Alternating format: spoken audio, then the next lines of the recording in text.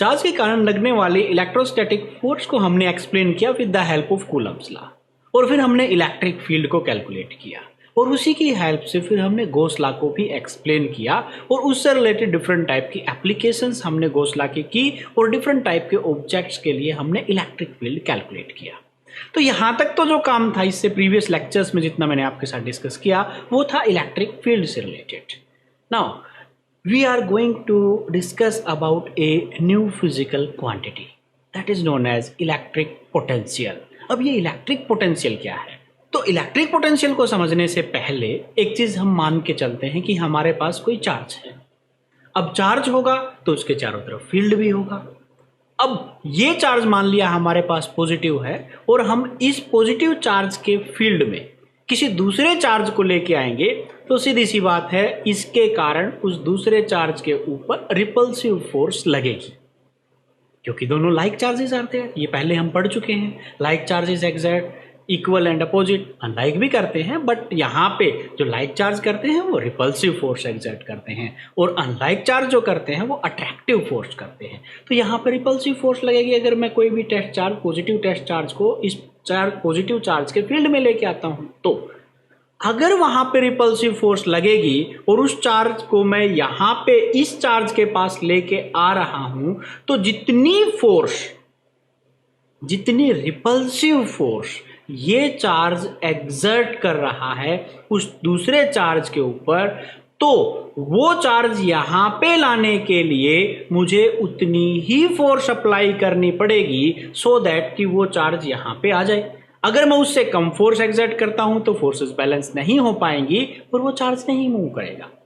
तो यहाँ पे एक चीज तो तय हो गई कि मैंने उस दूसरे चार्ज के ऊपर या जो भी है उसने उस दूसरे चार्ज के ऊपर फोर्स एक्सर्ट करनी पड़ेगी।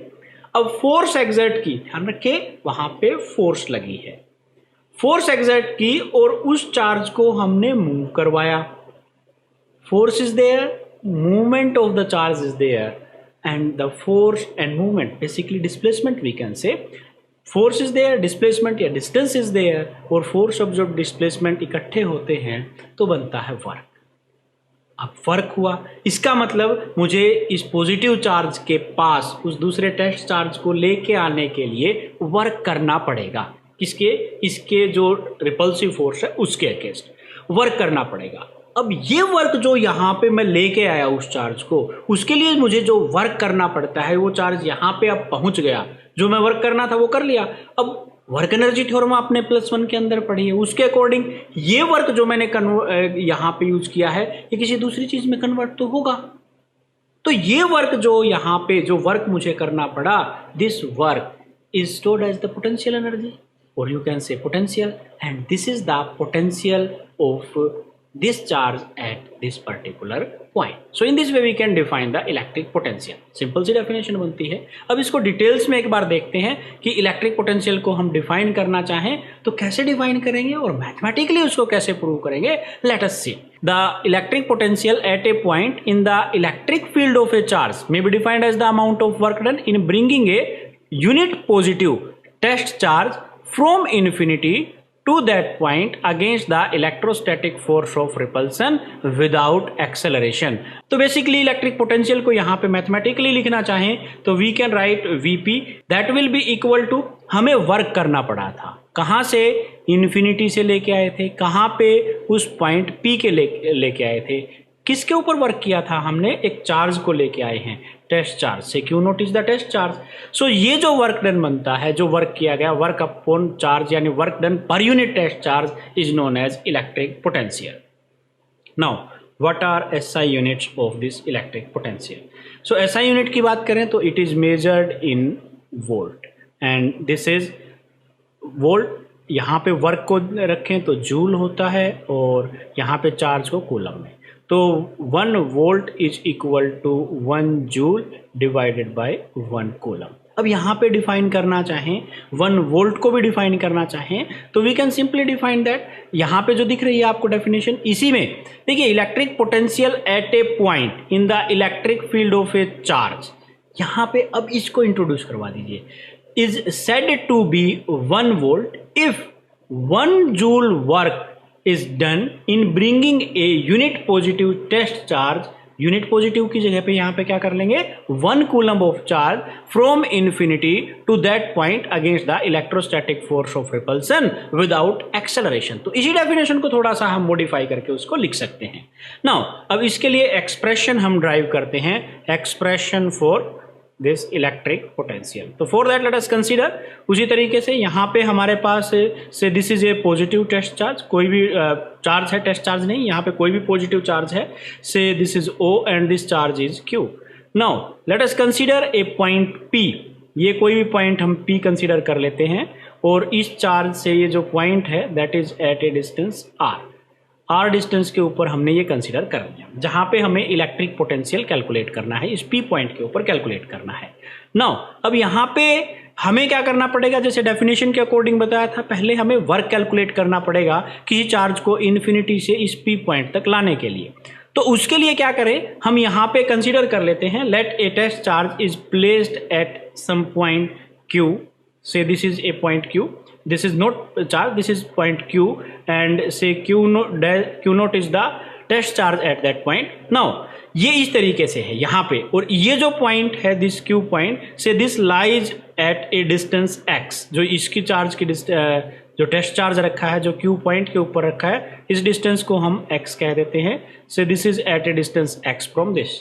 If we talk about the electric field at this point due to this charge, then this will be E, that will be equal to 1 by 4 pi epsilon naught, and charge is Q। हम यहाँ पे इस charge के कारण यहाँ पे calculate कर रहे हैं, तो चार्ज आ जाएगा हमारे पास Q divided by square of the distance between these two, and the distance is x, so we write x square। So in this way we can write the electric field at this point। So this is equation number 1।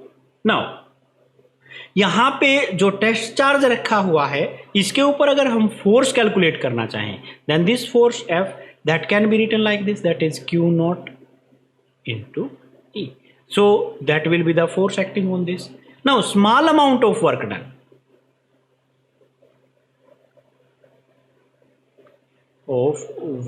क्योंकि हमने क्या करना है, charge को move करवाना है, तो we have to calculate work.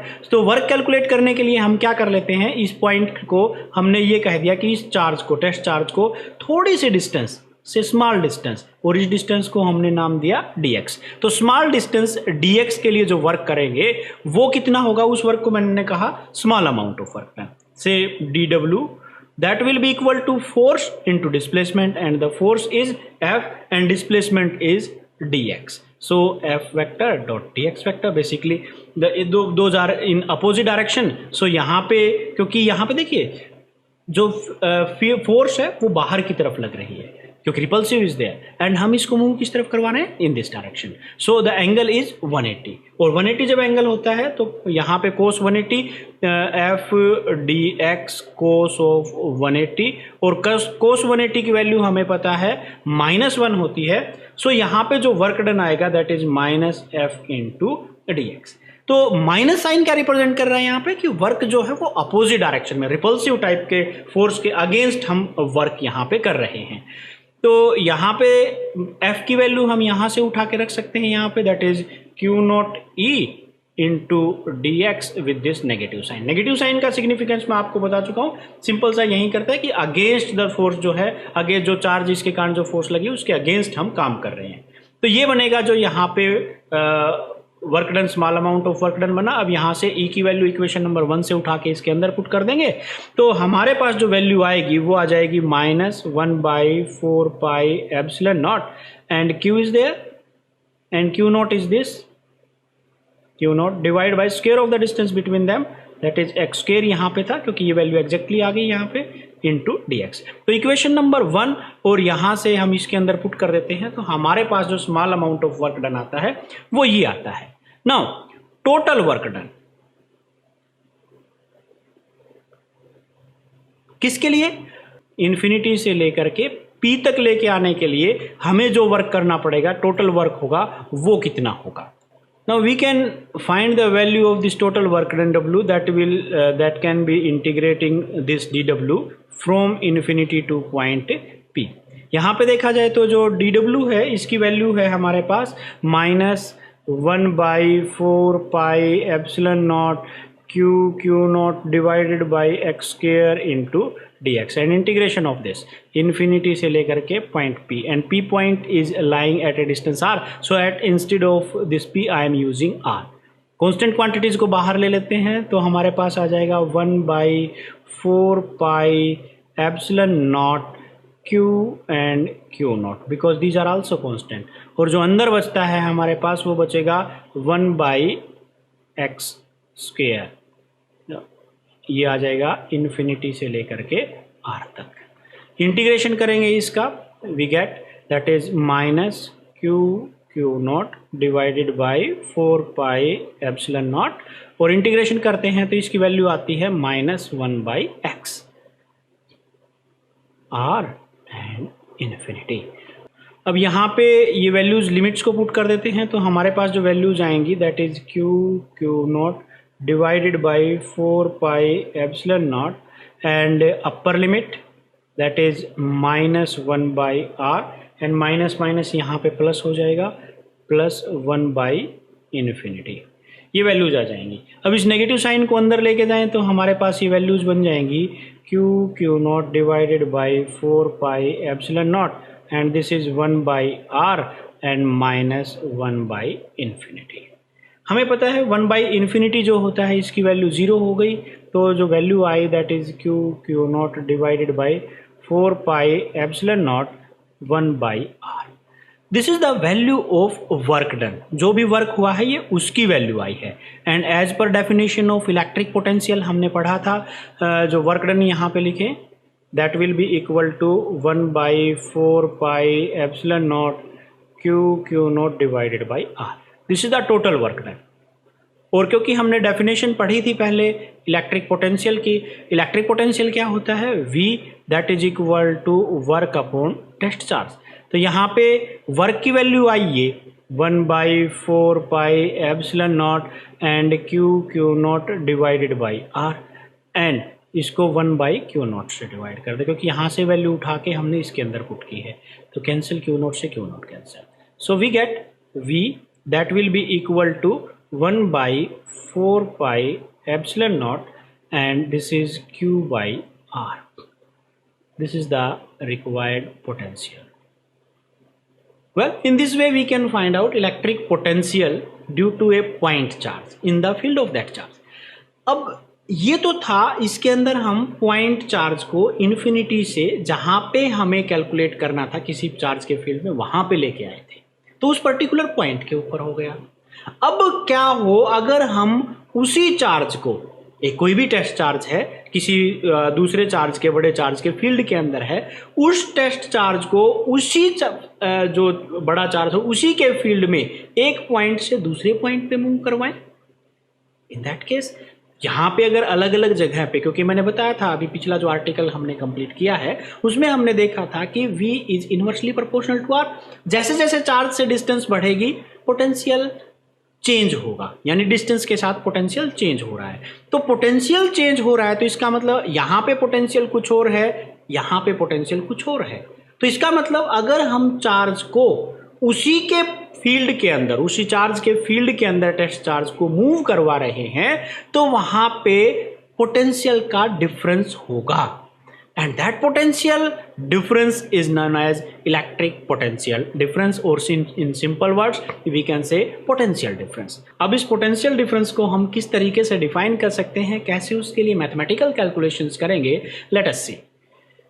तो देखिए उसके लिए हमें कोई खास स्पेशल काम करने की जरूरत नहीं है. जो आर्टिकल हमने अभी अभी यहाँ पे कंप्लीट किया है, यहाँ पे इस आर्टिकल के अंदर भी बिल्कुल लगभग सिचुएशन सारी वैसी की वैसी ही होंगी. यहाँ पे फर्क देखिए, इसमें हमने किया था कि इन्फिनिटी से मूव कर रहा था, उसको हम इन्फिनिटी से लेके आए थे, तो हम चार्ज को उसी फील्ड के अंदर मूव करवा रहे हैं, उसी के फील्ड के अंदर यहाँ से वहाँ लेके जा रहे हैं. तो डेफिनेशन में थोड़ा सा चेंज करेंगे. क्या? The electric potential at a point. अब यहाँ पे इलेक्ट्रिक पोटेंशियल की बजाय electric potential difference at a point का बजाय क्या हो जाएगा, between 2 points in the electric field of a charge may be defined as the work done in bringing a unit positive test charge from यहाँ पे infinity की जगह पे हम क्या कर देंगे, from one point to another point,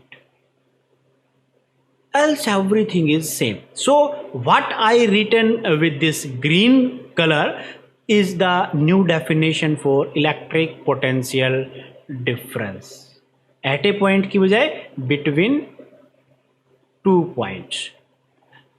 तो इस तरीके से हम उसको डिफाइन कर सकते हैं। अब यहाँ पे देखा जाए तो इन्फिनिटी की जगह पे क्या कर देंगे, मान लिया एक पॉइंट हमारा m मान लेते हैं और दूसरा पॉइंट क्या मान लिया n, तो यहाँ पे इस पॉइंट को हम m मान लें और दूसरे पॉइंट को क्या मान लें, हम n मान लें यहाँ पे p की बजाय, तो वो बन जाता है। इसके लिए n पॉइंट जो बनेगा इसके लिए r1 मान लेते हैं और जो दूसरा पॉइंट है उसको r2 मान लेते हैं, यानी कि हम r2 पोजीशन के ऊपर जो पॉइंट है उसको हम कहाँ पे लेके आ रहे हैं, r1 पोजीशन के लिए लेके आ रहे हैं। तो यहाँ पे सारी चीजें सेम रहेंगी, जो थोड़ा सा चेंज आएगा हम देखें यहाँ पे, तो देखिए इंटीग्रेशन में है, हम इन्फिनिटी से उस पॉइंट तक कर रहे थे, अब मैं इसको थोड़ा सा चेंज करके इसी चीज को हम एक बार समझते हैं। आई थिंक ये क्लियर होगा, यहाँ पे आपको दिखाई दे रहा होगा। मैं इसी के साथ कंप्लीट करते हैं इसमें।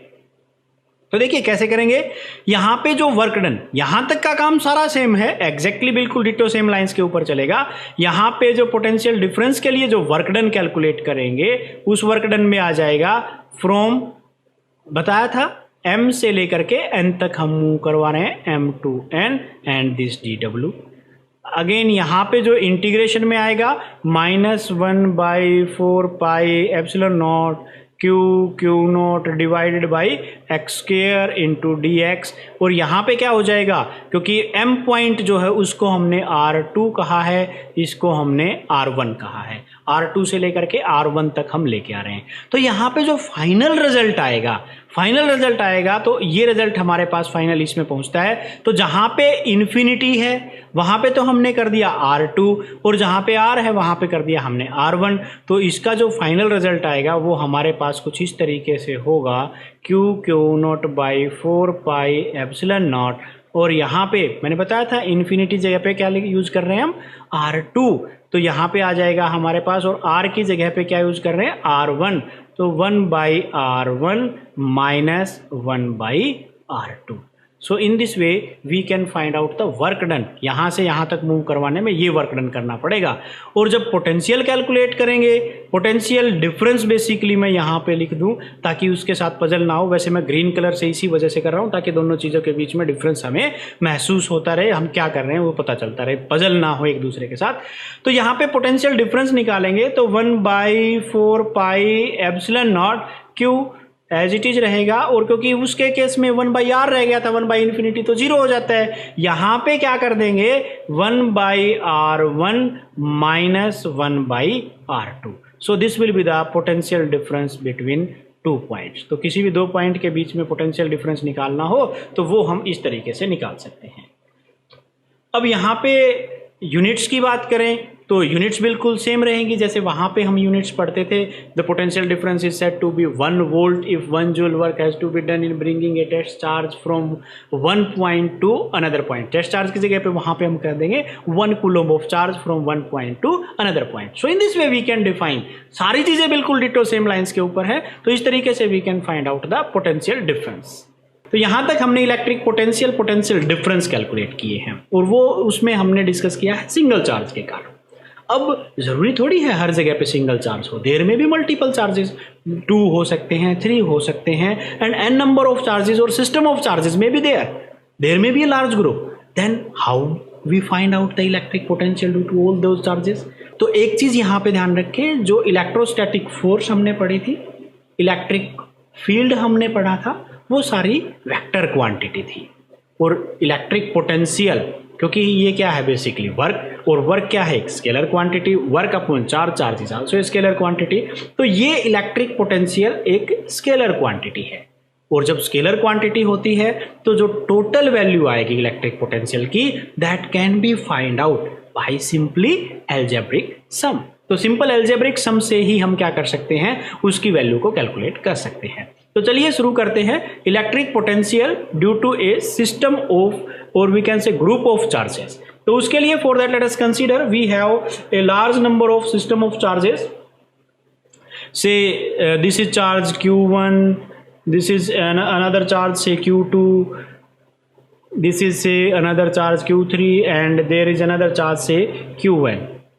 इस तरीके से हम ये कई सारे चार्ज यहाँ पे मान लेते हैं जो एक दूसरे से, जो एक पर्टिकुलर पॉइंट जहाँ पे हम कैलकुलेट करना चाहते हैं से इस पॉइंट के ऊपर पोटेंशियल कैलकुलेट करना चाहते हैं तो इस पॉइंट से Q1 लाई करता है से R1 डिस्टेंस के ऊपर, Q2 जो है वो R2 के डिस्टेंस पे है, Q3 जो है वो R3 पे, एंड इसी तरीके से जो ये Qn बनेगा इसको हम कह देते हैं Rn डिस्टेंस के ऊपर ये है इससे। तो यहाँ पे पोटेंशियल कैलकुलेट करें तो फर्स्ट चार्ज के कारण जो पोटेंशियल बनेगा we knows that is 1/4 pi epsilon naught and Q/R1, क्योंकि फार्मूला यही पढ़ा था हमने। सिमिलरली सेकंड के कारण बनेगा 1/4 पाई एप्सिलॉन नॉट Q/R2। यहाँ पे फर्स्ट चार्ज है Q1 ले लें, सेकंड चार्ज है Q2 ले लें, because charges are not identical, initially हम मान के चल रहे हैं। और जो NH चार्ज के कारण पोटेंशियल हो गया से 1/4 pi epsilon naught and Qn/Rn। यहाँ पे अगर टोटल पोटेंशियल कैलकुलेट करना चाहें तो टोटल पोटेंशियल के लिए मैंने बताया था अभी थोड़ी देर पहले V1 प्लस V2, सिंपली इनको क्या कर लेंगे एल्जेब्रिकली इन सबको ऐड कर देंगे, देन प्लस Vn। तो यहाँ पे अगर इन सब को ऐड करें तो 1/4 पाई एप्सिलॉन नॉट सब में कॉमन है, तो 1/4 पाई एप्सिलॉन नॉट कॉमन, अंदर क्या बचा हमारे पास Q1/R1 plus Q2/R2 plus and so on plus Qn/Rn। तो इस तरीके से बन जाता है जो नेट पोटेंशियल, जो टोटल पोटेंशियल आएगा वो। Now this electric potential, total electric potential can be written like this 1/4 pi epsilon naught. यहाँ पे हम समेशन साइन यूज कर लेते हैं because plus sign is there, तो यहाँ पे लिख देते हैं Qi/Ri।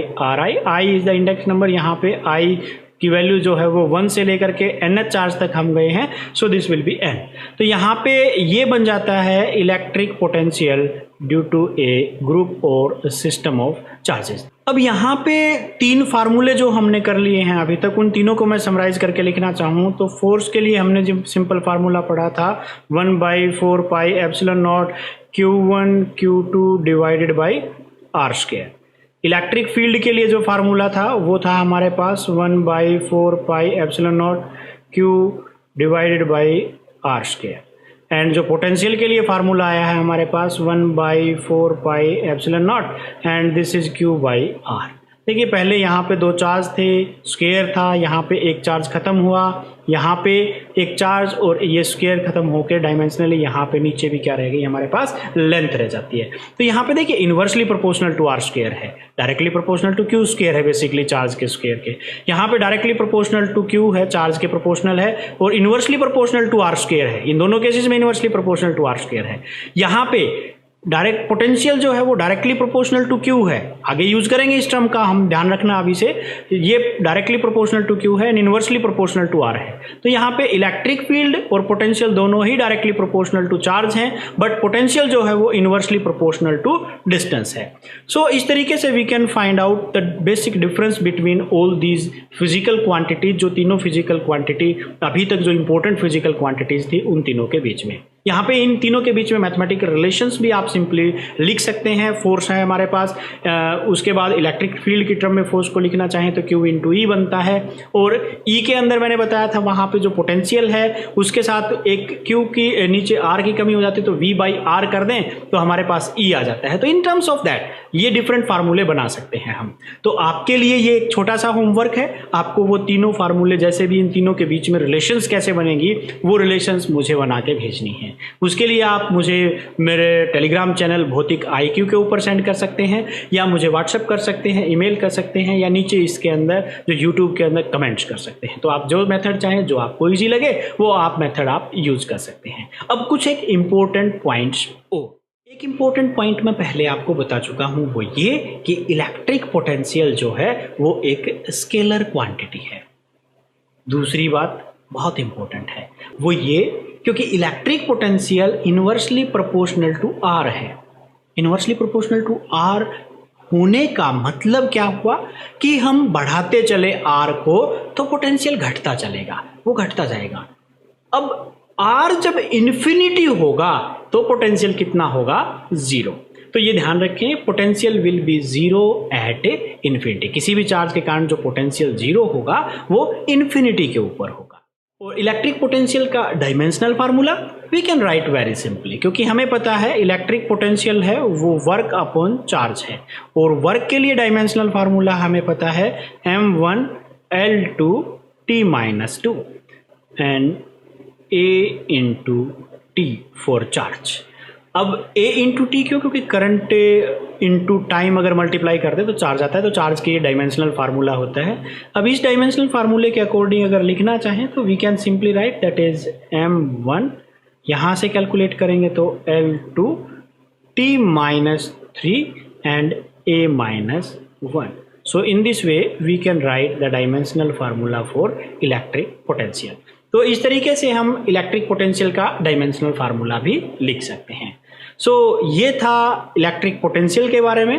अगर इससे रिलेटेड आपकी कोई भी प्रॉब्लम है तो आप नीचे कमेंट सेक्शन के अंदर लिख सकते हैं, या मेरे जो टेलीग्राम चैनल है उसके ऊपर आप लिख सकते हैं। भौतिक IQ सर्च करके आप टेलीग्राम चैनल को भी सब्सक्राइब कर सकते हैं, और यहाँ पे भी आप इस चैनल को सब्सक्राइब कर सकते हैं ताकि आपको जितने आने वाले लेक्चर्स हैं, जो भी लेक्चर्स हैं वो मिल पाएँ। और अगर नहीं मिल रहे हैं, नोटिफिकेशंस नहीं मिल रहे हैं, क्योंकि कई स्टूडेंट्स की शिकायत आती है इस तरह की, सर नोटिफिकेशंस हमें नहीं मिलते, कब वीडियो अपलोड होता है, कब आप लाइव क्लासेस लेते हैं, पता नहीं चल पाता। तो उसके लिए जो सब्सक्राइब के बाद, जैसे ही आप सब्सक्राइब कर लोगे, रेड बटन को ग्रे कर लोगे, उसके बाद एक साइड में बेल आइकन होता है, उस बेल आइकन को प्रेस करते हो तो 3 पॉइंट्स आते हैं। तो उसमें सबसे ऊपर वाला पॉइंट आप ऑल सेलेक्ट कर लें, और उसके बाद आपको हर तरह के नोटिफिकेशंस मिल जाएंगे। तो आज के लिए इतना ही, मिलते हैं नेक्स्ट लेक्चर में। Thank you very much.